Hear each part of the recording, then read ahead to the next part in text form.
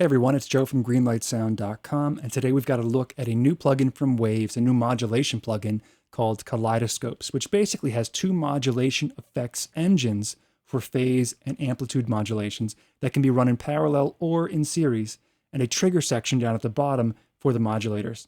It's all based upon classic analog hardware, and it's got some really deep controls.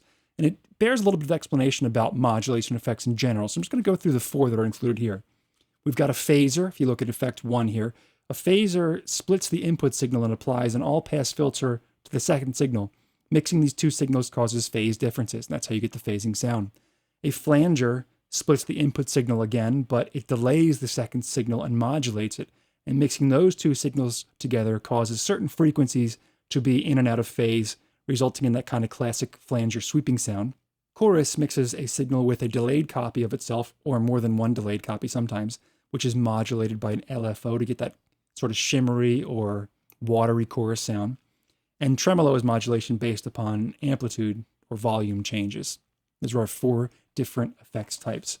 And the controls here do require some explanation. It's a pretty deep plugin. There's a lot going on in here. So on the top section, we can expand our trigger or collapse it. We've got our two effects engines and the four types of effects that I just went over: phaser, flanger, chorus, and tremolo. The modulator type, you can choose from a drop-down menu here. We've got sine, triangle, absolute sine, random, input, sidechain, and that's kind of the shape of the motion. And that's all also shown, the modulations, by the dots in the display on the top here. The character are the 5 filter options that shape the modulator's tone. Sync right here, if you engage that, will follow the session tempo. Off, it's a free sync. The through button's a little bit complex, but it basically alters the signal flow within the effect to change the stereo image. Now, some of the other controls are based upon which effect you select. These are for phaser first. So the speed sets the oscillation speed for the sine, triangle, or absolute modulation shapes. It's in hertz when sync is off, or note values when sync is on. You can see right now it's in hertz. I flip it on, it's in note values. And when you flip the shape, we get sensitivity instead, and sensitivity controls how much the signal affects the modulation when you're in certain shapes. We've got resonance here, which sets the phase of the effect. Negative values to the left uses an all-pass filter for negative phaser sounds, and positive values use a boost notch filter that create notch sweeps, sort of like a wah.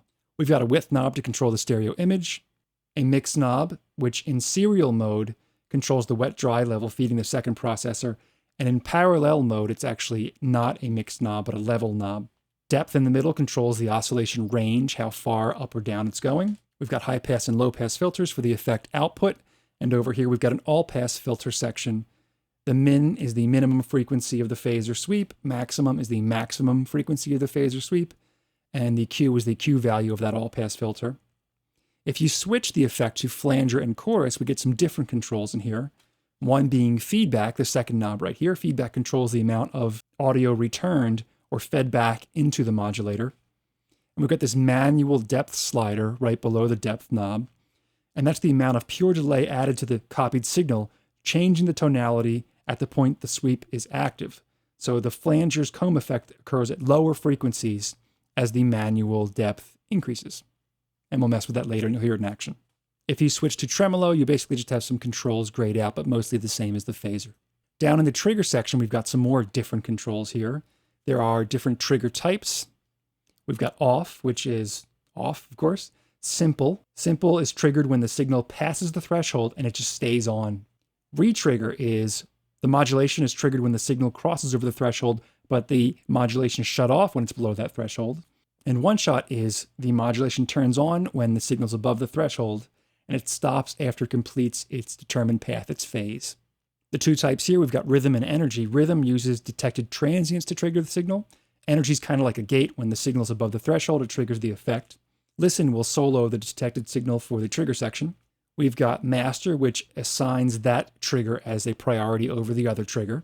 Use SC, use the sidechain as a source of triggering. You can use an external sidechain to trigger it. We've got a threshold knob, of course, as we're talking about energy being like a gate. That's the threshold for it. High pass and low pass filters, which filter the signal feeding into the trigger. Attack is the speed that the trigger opens once the threshold is passed.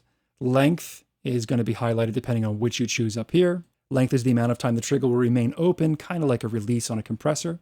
In the mixer section in the middle, we've got our input and output level controls. Depending on if you're running in serial or parallel, some of these will be grayed out. In parallel, you've got rotate 1 and rotate 2, which rotates the signals left or right. We've got a BPM switch down here, which when it's on, syncs to the tempo selected in the value box, whatever you set here, or when it's off, uses the session tempo. We've got a drive knob, which increases input to the dynamic processor, which achieves more processing without changing the signal loudness. If it's off, we've got no drive processing. Pre is applied to the input signal, post is applied to the output signal, and it basically just adds harmonic distortion here. And we've got our dry level right below that. In the middle, we can, if we're in serial, in the middle, we can swap our effects or choose serial or parallel as we looked at before. And that basically covers all the controls, and there were a lot of them. So Waves provides a getting started guide to allow you to dial in some tones with this plugin, and we're going to go through that right now. It first says choose a phaser for effect 1 and a flanger for effect 2, which is the default setup. We're going to turn off effect 1 here with the on-off power button right there. We're going to change the feedback on effect 2 here to 65. And we're going to do it as it plays. This is a guitar solo.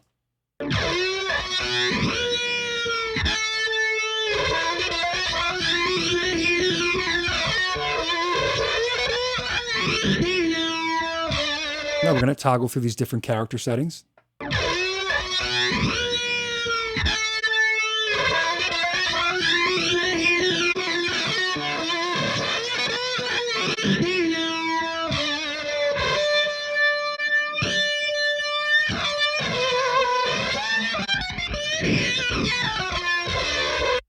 can really hear how the tone changes as you change that character setting. We're going to change the manual depth here up to 33. And you're going to listen to how the comb effect of the flanger occurs at lower frequencies when we increase this manual depth. We're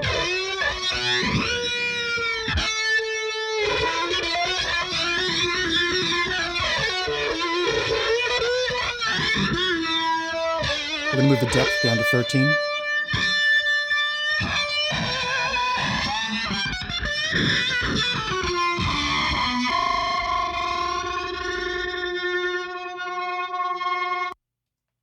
I'm going to play with the speed.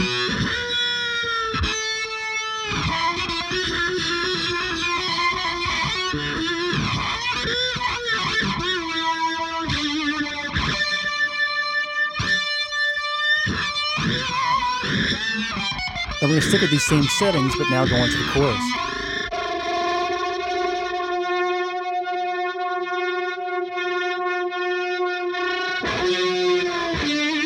Back to flanger.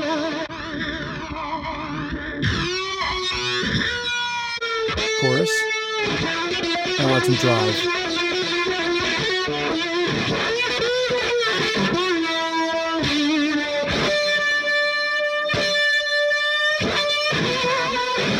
This is the original guitar tone.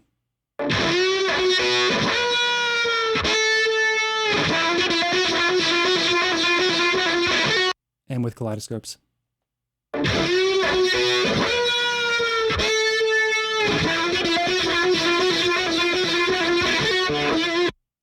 Next, we're going to re-engage our effect number 1, have it be a phaser, and we're going to play with the mix knob to bring the mix level of this first effect up.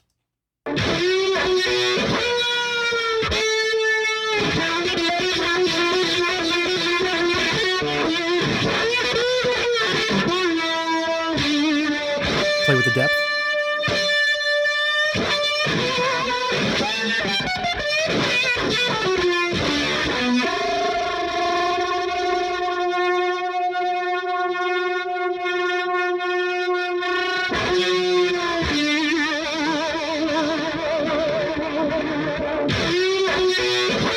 And we'll change from serial to parallel.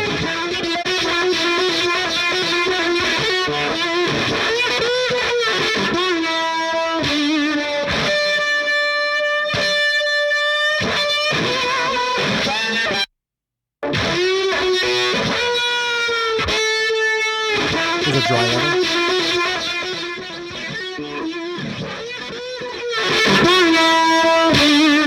So when the dry level's all the way down, we're only hearing the output of the effects. We'll rotate.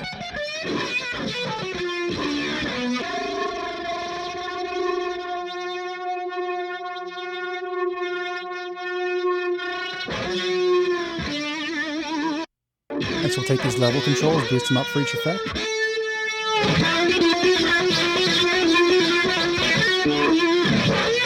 And bring that draw level back in.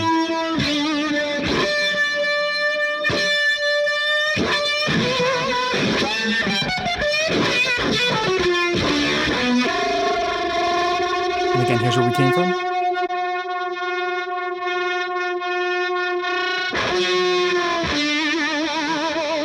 And with the effect in.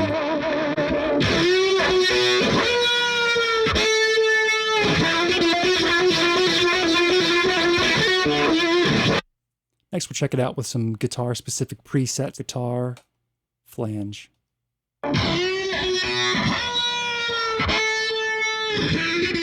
Next one.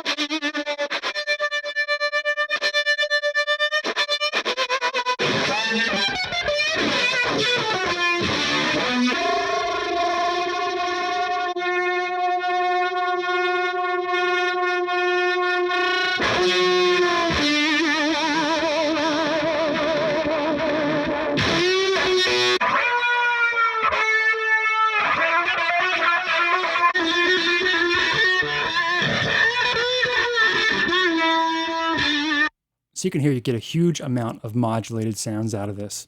So there we have it, Kaleidoscopes from Waves, a new 2-engine modulation effect with tons of controls and so many different sounds. So highly recommended this one. If you have any questions or comments, let me know in the comment section down below. Don't forget to subscribe if you haven't done so already so we can keep you in the loop as to what's coming up next, and I'll see you in the next one.